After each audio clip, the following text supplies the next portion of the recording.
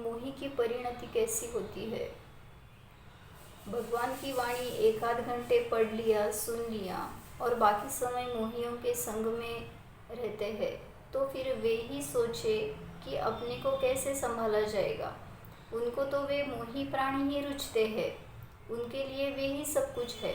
भयानक विपत्तियां उन मोहियों से मिलती है, फिर भी वे उन्हीं मोही प्राणियों के पास दौड़ते हैं और जिनसे अपना उद्धार होगा उनको पहचानते भी नहीं है। जो अपने को शुद्ध आत्म तत्व रूप देखेगा वह शुद्ध बन जाएगा। मैं मनुष्य हूँ, अमुक चंद हूँ, फला हूँ, ऐसी दृष्टि अगर बन गई तो क्रोध, मान, माया, मोह इत्यादि ही बढ़ जाएंगे और अहंकार भीतर आ ही जाएगा। इस प्रकार से मैं अशुद्ध बन जाऊंगा। हे आत्मन, तेरे ऊपर कूड़ा लदा है, तू इस कूड़े की फिक्र मत कर। तू अपने में विद्यमान ज्ञान के उजेले को संभाल।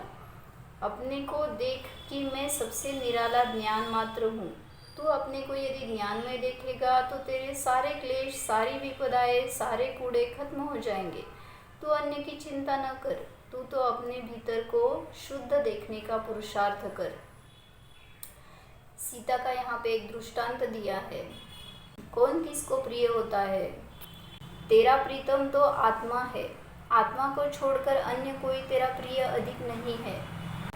कितने ही तो धर्म की खातिर सब कुछ छोड़ देते हैं। सीता जी अग्नि परीक्षा में उत्तीर्ण हो गई। वो जब वे अग्नि में कूद रही थी तब क्या ऐसा विचार हो सकता था कि जब हम बच जावे तो फिर घर में आनंद से जावे। उनकी तो धर्म में प्रीति थी, सब कुछ छोड़कर एक आत्मधर्म में रुचि थी। हमारा घर छूटा जा रहा है, इस विकल्प की संभावना भी नहीं थी। उनके लिए तो धर्म ही प्रिय था। वह सोचती थी कि यदि बच जाऊंगी तो धर्म से ही रहूंगी। ऐसी होती है निर्मोही की दृष्टि। उनके लिए तो धर्म ही प्रिय था। धर्म के मायने है स्वभाव रमण, सही स्वरूप को जानने व उसमें रमने का नाम ही धर्म है। प्रीतम तुम्हारा कोई नहीं है, तुम्हारा आत्मा ही तुम्हारा प्रीतम है।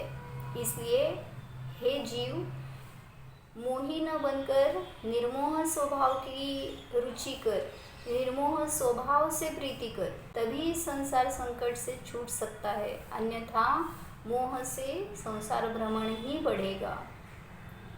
ओम।